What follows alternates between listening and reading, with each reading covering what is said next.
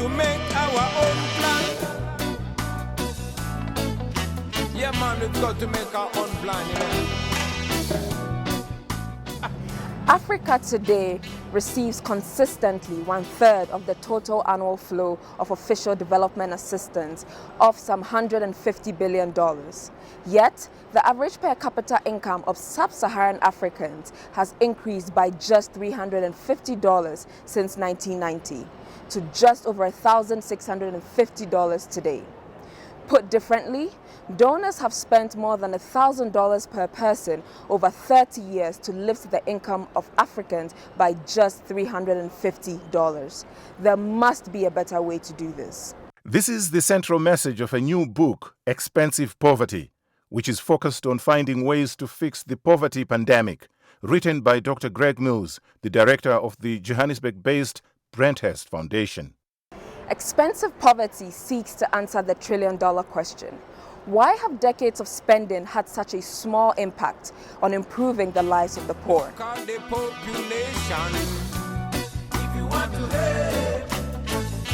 This was not the intention at the beginning. On a frosty January morning in 1949, President Harry Truman delivered his second inaugural address. His speech focused on America's foreign policy goals at a time that the world was descending into what became known as the Cold War. President Truman's fourth point in his speech took his audience by surprise. He said, "We must embark on a bold new program for making the benefits of our scientific advances and industrial progress available for the improvement and growth of underdeveloped areas." This aid, he declared, would come not in the form of money, but rather by spreading knowledge and expertise. Instead of giving food, the U.S. would help countries develop themselves in the best way to find prosperity and peace. In a world just exiting the bloodiest conflict in history, the idea was instantly popular. It appealed then, as it does today, to an innate humanity quality of being willing to help those less fortunate than yourself. Dollars in their pockets, puppets on the string. Donors have poured $1.2 trillion of development assistance into Africa since the end of the Cold War, a figure that could conceivably be doubled if it included unofficial charitable giving. This $1.2 trillion could have provided a staggering volume of much-needed infrastructure. It could, for example, have bought 680,000 kilometers of new two-lane all-weather highway, or repaved all of Africa's current roads twice over. This money, spent wisely over the past 30 years, could have created extraordinary wealth in human capital as well. Instead, Africa has very little to show for this money. Most of it's been consumed, some by the donors themselves, and much of it by local governments and elites.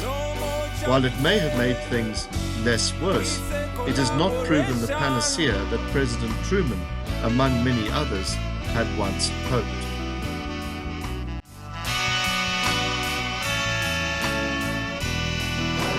Africa's share of global income has steadily been falling since the mid-2000s. People in the rest of the world are getting richer at a faster rate than Africans.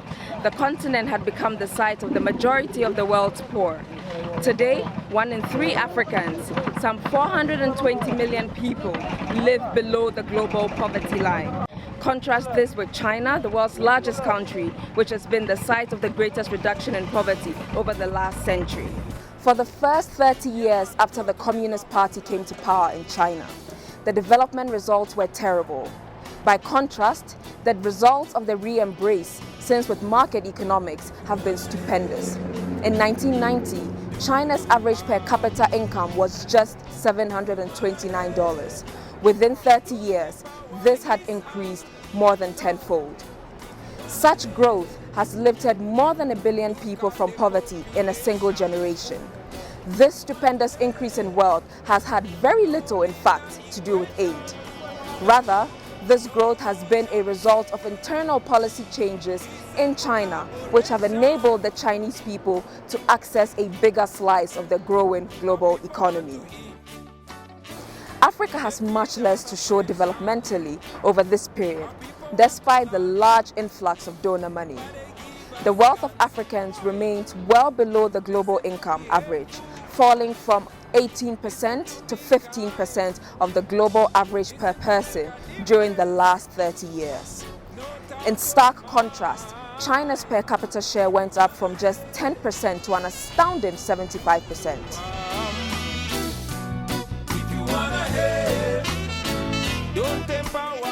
The sad truth is that most of the aid given to Africa has been wasted because either the governments receiving it never had the capacity to use it properly, which is why they need it in the first instance, or because it was given by donors primarily for strategic reasons, simply to maintain relations rather than to promote development. We have learnt that aid for diplomacy seldom equals aid for development. We need to discover a new, better way of giving and of utilizing aid, and also utilizing outsiders, whether this be in the situations of conflict or those countries escaping poverty. While donors would prefer probably not to rock the boat and just keep spending in the manner that they hope will keep their relations on an even keel, two major changes force an end to business as usual. In the next 30 years, Africa will undergo seismic demographic change. The continent is projected to double its population to 2.5 billion people by 2050. This has staggering implications. The numbers are startling. Listen to be kind. Listen to make a difference. Africa should be the booming center of economic development with what is called the demographic dividend. A large population of young people that can acquire new skills and power up innovation and economic growth. Instead, it's the site of mass youth unemployment and poor education outcomes. Why is this the case? Cut the population. Such circumstances range from a benign rejection of aid as a tool of sovereignty to a rejection of democracy by elites despite the preference of a vast majority of Africans for this system of government over others. We can no longer continue to make policy for ourselves, in our country, in our region, in our continent, on the basis of whatever support the Western world or France or the European Union can give us. It will not work. It has not worked, and it will not work. Our responsibility is to charter a path which is about how we can develop our nations ourselves. It is not right for a country like Ghana, 60 years after independence, to still have its health and education budgets being financed on the basis of the generosity and charity of European taxpayers. More costly in this regard is the preference of authoritarian, closed systems of political accountability in a belief that this will help get things done. We see this so-called solution increasingly today across Africa. To the donors, we ask them to make the observation and the respect of human rights and the rule of law a precondition for cooperation, because we are all signatories to the Human Rights Charter. Although the end of the Cold War saw an increase in the number of African countries classified as free democracies, this number fell to just 8 in 2020. This occurred despite clear evidence linking economic outcomes to the quality of democracy in the continent's 55 states. Donors have been complicit in democratic backsliding, whether by design or neglect. Such a combination of government and development has consequences. Africa's youth are, for instance, disproportionately disadvantaged and economically marginalized, accounting for 60% of the continent's jobless, their rate of unemployment averaging more than double that of the adult population. As the Arab Spring reminds, there are wider implications than just desperate images and frustrated social media posts. Around 40% of those who join rebel movements are motivated by a lack of jobs. With 200 million people aged between 15 and 24, Africa has the largest population of young people in the world. It is thus critical that we consider ways to use aid better, and in the process to think of the policies that can enable us to live our lives beyond aid. Aid is, of course, not one thing.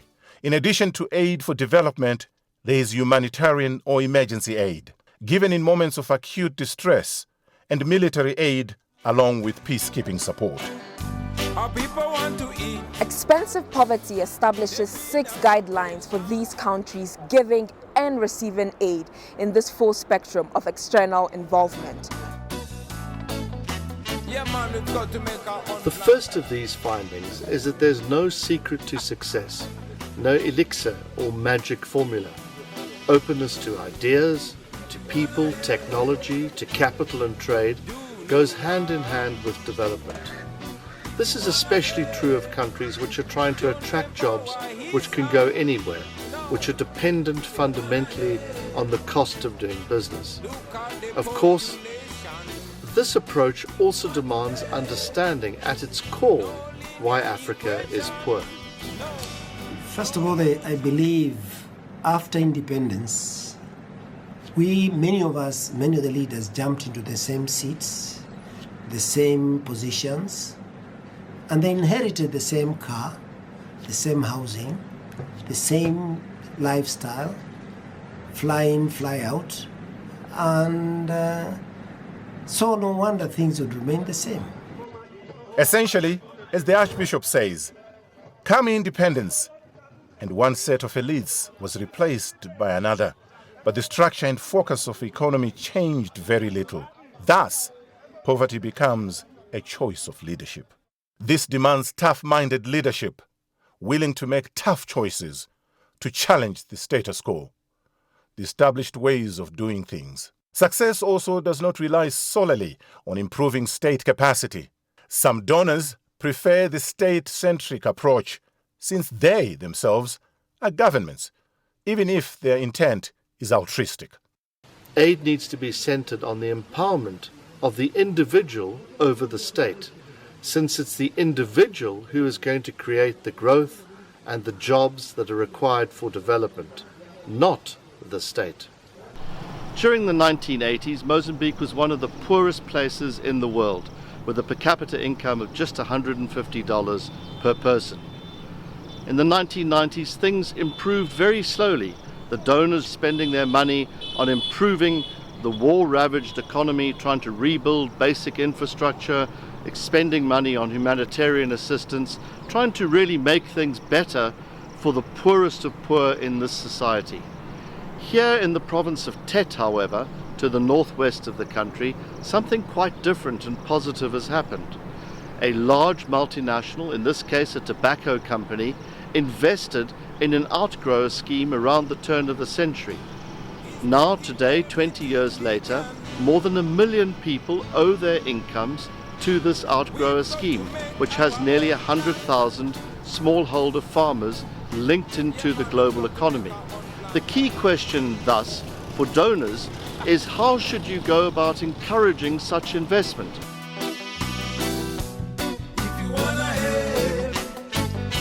A second key finding is that physical hardware is a necessary but insufficient component of development.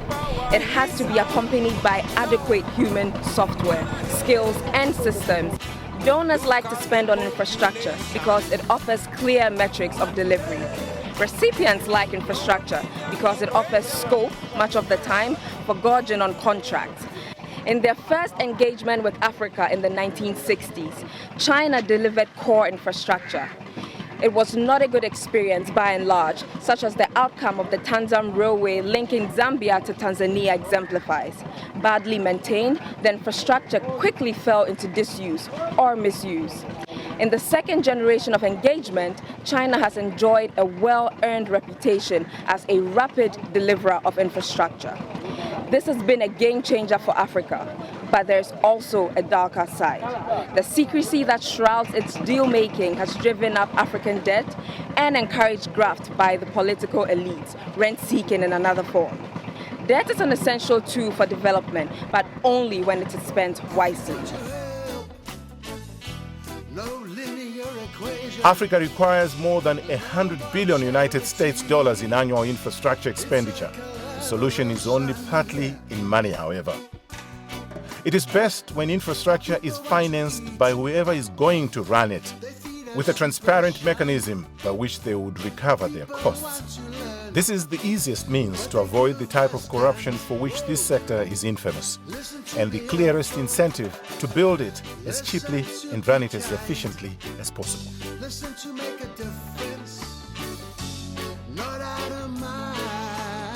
I spent 4 assignments in Afghanistan as the advisor to various NATO commanders between 2006 and 2012. Those deployments taught me a lot about what was possible for external players and about the do's and don'ts of donors and especially military actors. 3 key lessons stand out for me. First, that since the issues behind such conflicts are ideological and political, the solution must always be political. Much more effort should have been made earlier to incorporate and to accommodate the Taliban. Yet at the start, the donors could scarcely work out how to talk to each other and also to try and work out how to talk to Kabul, let alone the Taliban. A second lesson is that you can't fix these conflicts without ensuring regional support and alignment. This has to involve wider diplomatic efforts. These have to be sustained, involving much more than a concerned politician's glance, a stern expression, or another earnest committee. Diplomacy has to be built on, and by itself it has to build, long-term relationships, underpinned by understanding the facts on the ground as they are, rather than as one imagines them.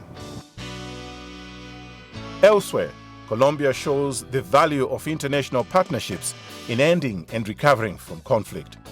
Andrés Pastrana was president of Colombia, who both attempted peace and then built an international partnership which ultimately ended the 3-decade-long war with the FARC guerrilla movement. When I won the elections in 1998, Greg, I went to the United States and I said to President Clinton, in my campaign, I promote what I call like a new Marshall Plan for Colombia. So I said to President Clinton, we need aid to fight the worst problem that we're having, that is narco trafficking. And Plan Colombia was based under the theory of what I call, Greg, co-responsibility. Closer to home, we know from the history of ending other conflicts the importance of regional and international pressure and the value of trusted leadership and interlocutors in any peace process, such as that which brought an end to the war in Angola, fought from bases in Namibia such as this one. You need all parties to the conflict to see that there's more to be gained by ending fighting than continuing with it, and you need to have all international allies pushing them to the table. And patience by all the parties, insiders and outsiders, is the greatest enemy and most formidable warrior of all in making peace. Critically, every successful negotiation demands a dance partner to deliver. As former South African State President F.W. de Klerk became aware in the negotiations to a democratic dispensation in his country. The role that the late Nelson Mandela played in the negotiations for a new constitutional dispensation in South Africa was crucial. He had the stature to ensure that the moderate element in the ANC would come along and that the radical element would be silenced and would be forced into also acceding to agreements reached. He was committed to reconciliation, which forms a fundamental part of the new constitution. He was an erudite negotiator, realizing that only through give and take agreement could be reached, and he was prepared to make sacrifices. He was a wonderful man, and without him, we couldn't have achieved what we did achieve from 1990 to 1996.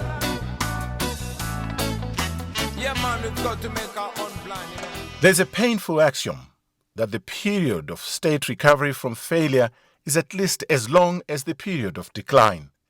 The causes of conflict are the product of generations, and it's foolish for the outsiders to go in expecting instant and durable success. A fourth critical insight from this book is that government needs to decide on its set of priorities and not try to pick winners or strangle the markets through overregulation. Donors should be supportive of efforts to create an overall enabling environment for business, which means reducing bureaucratic hurdles and logistical hassles. Donors are not always the best place to reduce bureaucracy, since they usually understand government's needs better than those of the private sector. No more charity. It's a collaboration. The two images of Mozambique, one of a country ravaged by more than 20 years of conflict, enabling a very slow turnaround. The other one is of a country of enormous beauty and unparalleled agricultural opportunity. The real question for donors and for outsiders generally is, how do you help all farmers do this? How do you help people in the cities to lead more productive lives? The answer, I think, lies in encouraging governments to relax their control over the economy in places like Mozambique, particularly where they've had national liberation struggles. More private sector investment will enable a larger tax base, and perhaps even some of those private sector companies can actually invest in the roads themselves through concessions, just like has been done in the port of Beira. Aid can, of course, help development. There's a popular notion that all aid is bad. That is a little like saying, I give you money and you are poor. That is clearly fallacious. But aid only works when donors and recipients alike can guard against vested interests. Those incentives which encourage donors to pour good money after bad, and for recipients to never walk the talk of reforms. And for this to happen, both parties have to learn to say no, the fifth insight of the book. Yeah, man, we've got to make our own plan, you know. There have been many situations from Afghanistan and across Africa where donors measure their success by the volume of money that has been spent on the infrastructure that is built, rather than how it was used. A school, for example, is only as good as the teachers, not the quality of the classroom, even though that might make some difference. Thus, a mindset change is required by both donors and recipients alike. They must both learn not to be a cheap date. Yeah, man, we've got to make our own plan, you know. Finally, perhaps more than anything, the system of government matters. Donors have to learn to explicitly link aid to improvements in the quality of governance. Leadership in particular has to be willing to employ the mandate it is given to make unpopular choices. This presents inevitably both challenges and opportunities. No governance accountability framework remains more viable than democracy and its attributes of a free press, freedom of speech, competition, and parliamentary oversight, along with institutional checks and balances. Yet, by 2020, fewer than 10% of people in sub-Saharan Africa lived in free countries. We know from the evidence how well improvements in individual freedom work historically for development, and how governance goes hand in hand with liberty, equality, values, and rights. Democratic competition is a powerful force for positive change in getting the basic ideas and principles right. To act differently requires commitment and building an economy outside of donors. That demands asking exactly what it is that business needs and then providing that to businesses in order for them to make investments whereby you can grow the economy and thus ensure a positive cycle of stability. Development is about the transfer of much more finite and valuable resources, time, expertise, and means. Herein lies the challenge.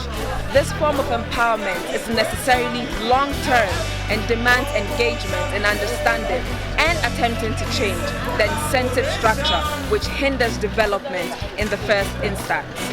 Whatever the area of aid expenditure, the overall intention should be the same, to try and reach the point that aid is no longer necessary.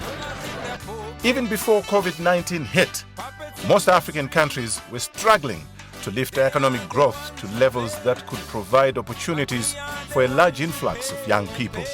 Rather than promote the sort of governance regimes that have enabled East Asia's transformation, for example, donors have not only struggled to disrupt these patterns of policy and leadership, but in some instances have simply reinforced bad practices.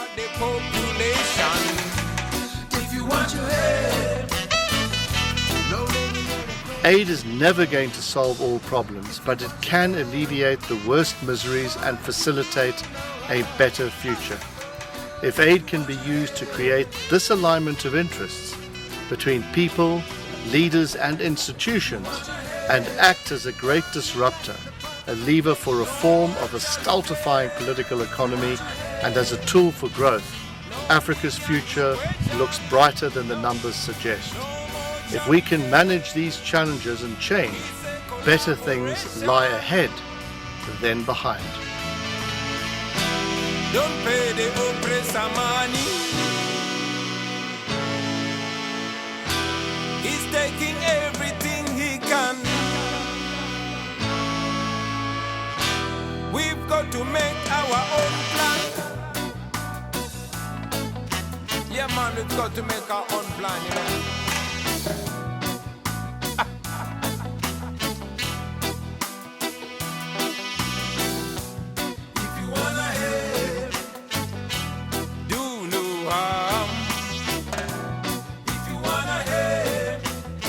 Don't temper why he